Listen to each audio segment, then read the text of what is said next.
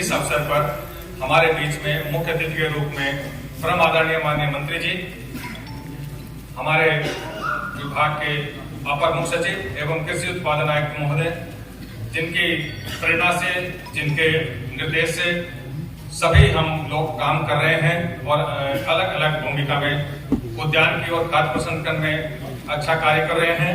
साथ में हमारे प्रबंध निदेशक NSC श्री मनिंदर कौर द्विवेदी जी, साथ में हमारे विशेष सचिव उद्यान एवं खाद्य प्रसंस्करण तथा विभिन्न जनपदों से आए हमारे FPO और जनपदीय अधिकारी, सभी का इस कार्यक्रम में स्वागत है, अभिनंदन है।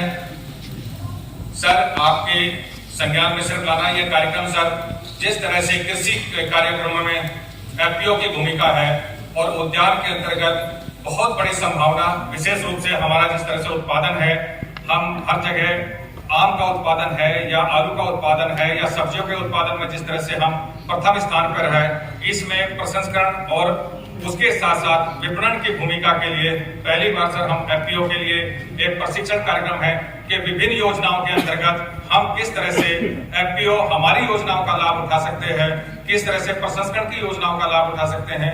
इस काम के लिए सर हमने आज सभी जनपद से कम 2 FPO को सर इसमें आमंत्रित किया है, सभी जनपदों के, जिससे कि जो हॉर्टिकल्चर के क्षेत्र में, उद्यान के या प्रसंस्करण के क्षेत्र में किस तरह से आगे कार्य कर सकते हैं। और साथ के साथ उनको सर जो रजिस्ट्रार ऑफ कंपनीज जो उसके तरफ से जो कंप्लायंस होती है, उसके लिए भी सर बहुत से FPO को जानकारी नहीं है, तो उसका भी बंदोबस्त कराया है।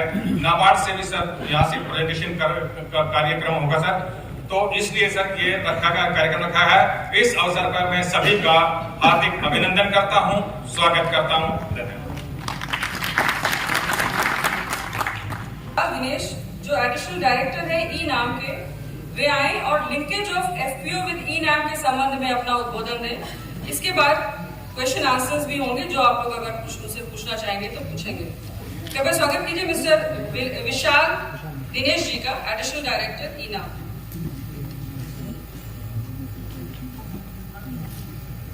सभी को बहुत बहुत नमस्कार। मेरे लिए बड़ी हर्ष का मौका है जो आज माननीय मंत्री जी और उपस्थित बड़े राज्य के अधिकारियों के सामने मुझे ई-नाम के बारे में बताने का मौका मिला। सबसे पहले मैं स्वागत करना चाहूँगा श्री दिनेश प्रताप सिंह जी का, माननीय राज्य मंत्री उत्तर प्रदेश प्रशासन का, Shri Manoj Kumar Singh ji APC horticulture and food processing UP government, Shri Yogesh Kumar ji special secretary horticulture, माननीय Maninder Kumar Dwivedi ji MD SFAC, Shri doctor R.K. Tomar ji director horticulture Uttar Pradesh प्रशासन, और उपस्थित सभी अधिकारीगण, FPO भाइयों, किसान भाइयों, सभी को मेरा नमस्कार और स्वागत ई-नाम के लिए। ई-नाम के बारे में बताने से पहले मैं एक बड़ी मुख्य चीज़ आपको बताना चाहूँगा, जो आप में से कईयों को पता भी होगी, कईयों को नहीं भी पता होगी।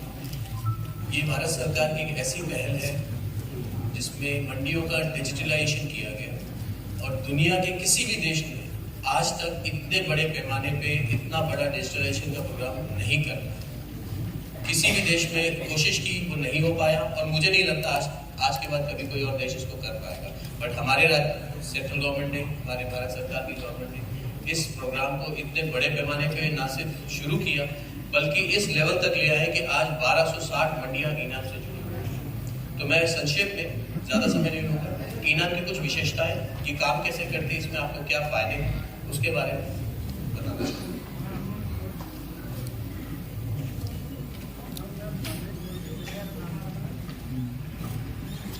ई-नाम कोई मंडी प्रणाली की समांतर प्रक्रिया नहीं है। ये मंडियों में जो व्यापार होता है, जैसे कि अमूमन किसान अपनी ढेरी लेके आता है, अपनी उपज की, अपनी जिनसों की, उसकी बोली लगती है। जो व्यापारी सबसे ऊंची बोली लगाता है वो किसान को उसका भाव प्राप्त करवाता है। ये सारी प्रक्रिया डिजिटल तरीके से, इलेक्ट्रॉनिक तरीके से ई-नाम पे होती है। कहने का ये मतलब है कि जो मंडी प्रक्रिया है उसको सरलता, पारदर्शिता और सुगमता से इलेक्ट्रॉनिक तरीके से करने का एक माध्यम बनाया गया है, जिसको इनाम कहते हैं, नेशनल एग्रीकल्चर मार्केट। और वास्तव में ये एक इनाम ही है, एक उपहार है किसान भाई और एफपीओ के लिए।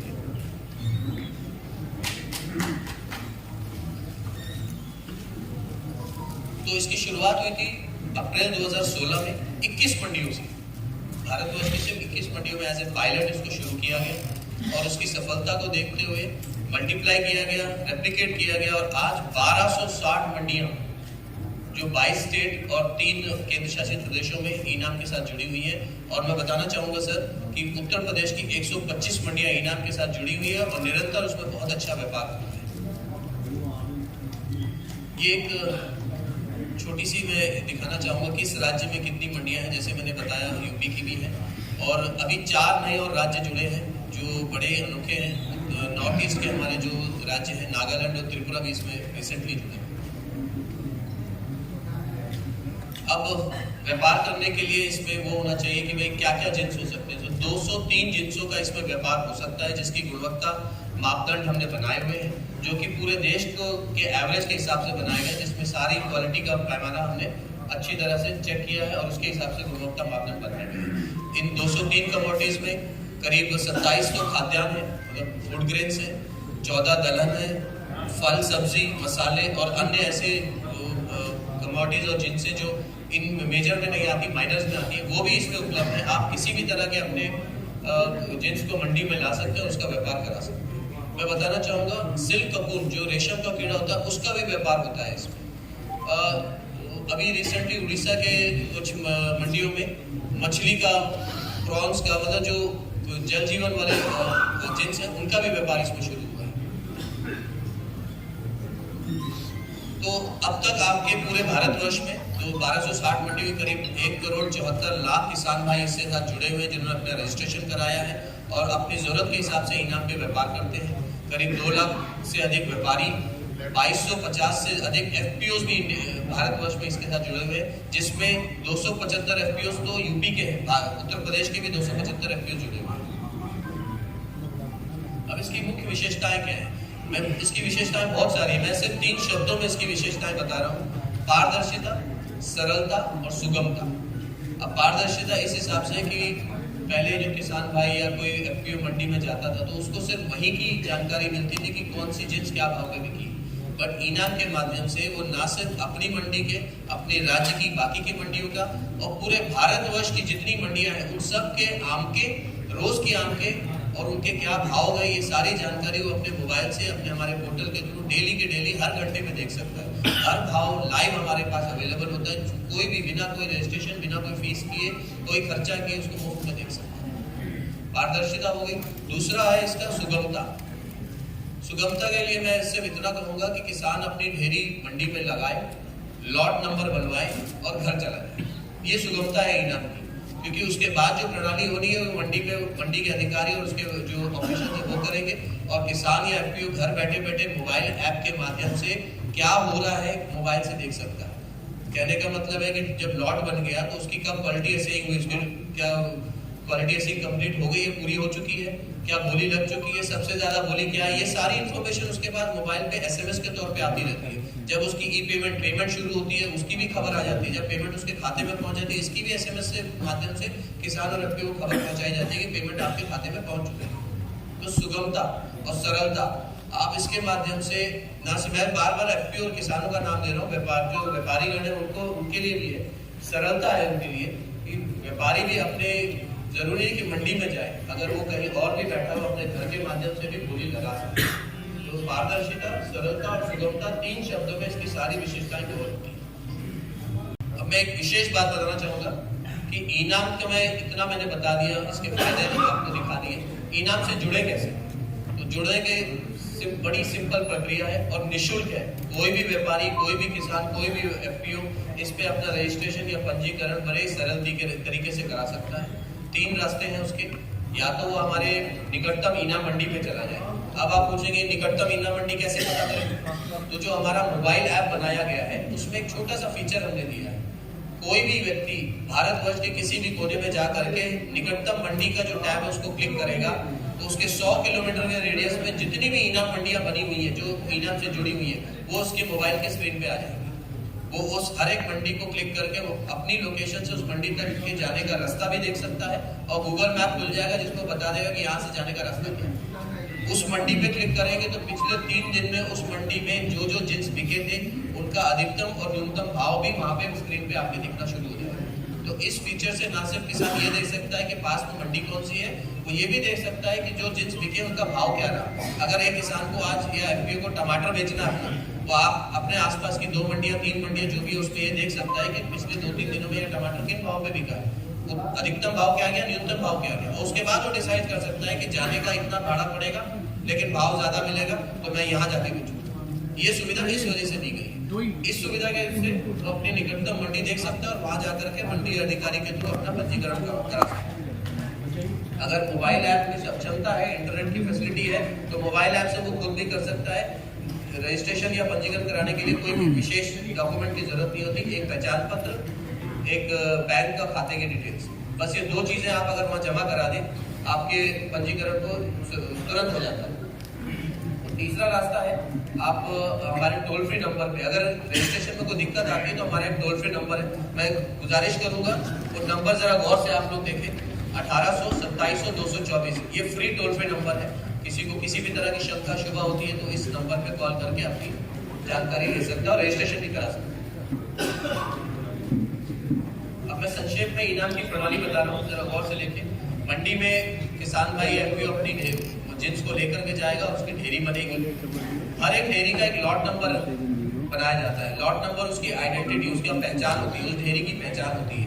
उसमें वो क्या जिन्स लेके आया, उसमें कितनी बोरियां थी, हर बोरी की भट्टी कितनी थी, कहाँ से लेके आया, उसका मोबाइल नंबर, ये सारी जानकारी कवर की जाती है जो कि लॉट नंबर में दिखती है। उसके बाद हर लॉट की हर मंडी में क्वालिटी से एक लैब बनाई गई है जिसके लिए भारत सरकार अनुदान राशि देती है क्वालिटी से एक इक्विपमेंट लगाने के लिए।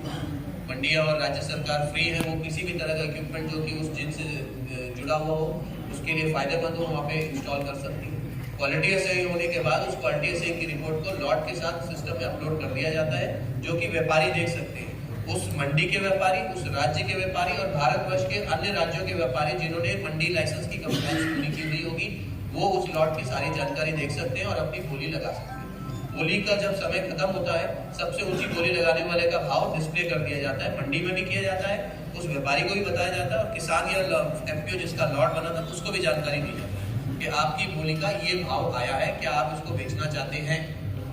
उनके हाँ कहने के बाद ही आगे की प्रक्रिया शुरू होती है। नेक्स्ट प्रक्रिया होती है वजन बढ़ती। इलेक्ट्रॉनिक कांटे से सिस्टम के तरीके से वजन बढ़ती की जाती है, इसलिए किसान को कभी कम मूल्य नहीं मिलता। अगर वहाँ पे 40 किलो 50 ग्राम आया तो 40 किलो 50 ग्राम का ही सेल बिल बनेगा और पूरे पैसे किसान और एफपीओ को मिलेंगे। वजन बढ़ने के बाद सेल बिल बनता है और सेल बिल के बाद पेमेंट की प्रक्रिया शुरू होती है। पेमेंट के कई माध्यम हमारे पास अवेलेबल है, चालान से भी हो सकता है, इंटरनेट नेट बैंकिंग से भी हो सकता है, IMPS, debit card, UPI, Bhim, जिस भी तरह के माध्यम इलेक्ट्रॉनिकली भारत सरकार ने मार्केट में दिए हुए या जो प्रचलित है, किसी भी तरीके से व्यापारी पेमेंट कर सकता है जो किसान के खाते में हम तुरंत पहुंचा देते हैं। ये कुछ विशेषताएं और कुछ मॉड्यूल यहाँ पे मैं दिखाना चाह रहा हूँ, सारे नहीं बता पाऊंगा, वक्त कम है, लेकिन 2 मॉड्यूल मैं जरूर बताऊंगा। पहला मॉड्यूल है जो एफपीओ के लिए फायदे के लिए, इसको हम एफपीओ मॉड्यूल बोलते हैं। इसमें क्या होता है कि अगर एफपीओ का कोई कलेक्शन सेंटर है जहाँ पे वो अपने सारे फसल को जिन्सों को इकट्ठा करते हैं और राज्य सरकार उस कलेक्शन सेंटर को डीम्ड मंडी या सब मंडी ऐड घोषित कर देती है, तो उस जिन्स को मंडी तक लाने की जरूरत नहीं है। वो जो कलेक्शन सेंटर है वो खुद ही एक मंडी के या छोटी मंडी के तौर पे काम करता है और जो जो प्रक्रिया मंडी में होती है उसी कलेक्शन सेंटर से की जाती है। इसकी शर्त यह है कि राज्य सरकार को उस कलेक्शन सेंटर को मान्यता देनी होती है, या तो मंडी यार्ड की, सब मंडी यार्ड की या डीम्ड मंडी की। तो जिन एफपीओ के पास कलेक्शन सेंटर है जहाँ पे वजन करने का कांटा वगैरह कुछ इंटरनेट और कंप्यूटर वगैरह की सुविधा है, वो इस सुविधा का लाभ उठा सकते हैं। उनको इधर उधर लेके जाने की, जिसमें कि ट्रांसपोर्टेशन कॉस्ट और ट्रांजिट लॉस होता है, ले जाते हैं वो खर्चा हो जाता है या नुकसान होता है, वो इससे बच सकते हैं। दूसरा मॉड्यूल मैं बताना चाहूँगा ENWR।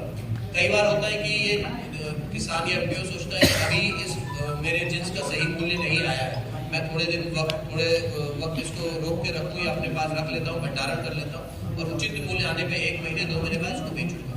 तो उस वक्त जब गोदाम में जमा करता है तो जो WDRA के गोदाम होते हैं वहाँ पे इलेक्ट्रॉनिक पर्ची कटती है जिसको ENWR कहते हैं, इलेक्ट्रॉनिक वेयर हाउस रसीद, वो रसीद भी उस जो उसने भंडारण कराया उसकी एक पहचान पत्र के तरह होगी।